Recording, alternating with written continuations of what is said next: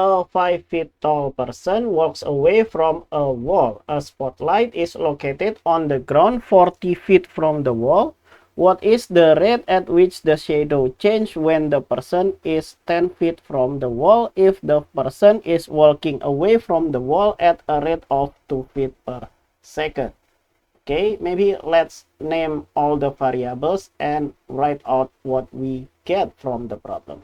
Okay, we know that the height of this person here is 5 feet, so let's write that 5.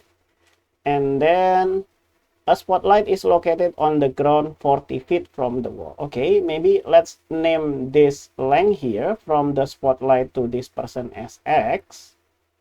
And then from the person to this wall is Y. But then they are 40 feet, right? The sum of them, X plus Y, is equal to 40. And then we know that it will cast a shadow here, right? So let's name the height of the shadow here as H. And because the person here approaches a source of light, this H here will increase, right? The shadow will be bigger as he walked to the source of light. So we have to find out the change of it, right? So we expect this to be changed and we need to find out dH dt.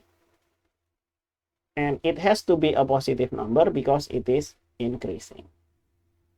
And then what else that we can do from here? We know that this person is walk away from the wall at a rate of 2 feet per second.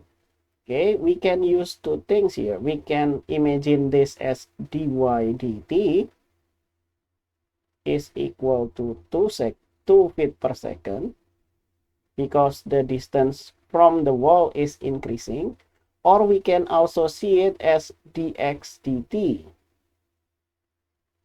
because the distance from this person to the spotlight is decreasing. So that will be minus 2 feet per second. Depends on what is comfortable with the calculation later, right? Okay, now what can we do from here? We can use the principles of similar triangles. So let's write that, similar triangles. Okay, we know that this green triangle and this red triangle, all the three angles are the same, so they are similar triangles. So we can compare the length of the two triangles, right? So we'll have 8 divided by h, as both of them is the height of the triangle. And I can also compare the base of the triangles here. So we'll have x divided by x plus y. However, we know that x plus y here is equal to 40, so we can plug that in here. So we will have 5 divided by h is equal to x over 40. But we need to find out dH dt, so let's flip this. So I will have h over 5, and that will equal to 40 over x. We can multiply both sides here by 5 to get rid of this 5 in the left hand side. So we will have h here is equal to 200 over x. Or I can rewrite that as h here is equal to 200 multiplied by x to the minus 1. Good. And what can we do from here? Because we need to find out dH dt, we take the derivative of this function with respect to time. So differentiate this with respect to time. Okay, on the left hand side, that will be no problem. We only have h here as our variable, dH dt. But on the right hand side, we only have x as our variable. So we will have dH dx first, and then multiplied by dx dt. So this dx will cancel each other.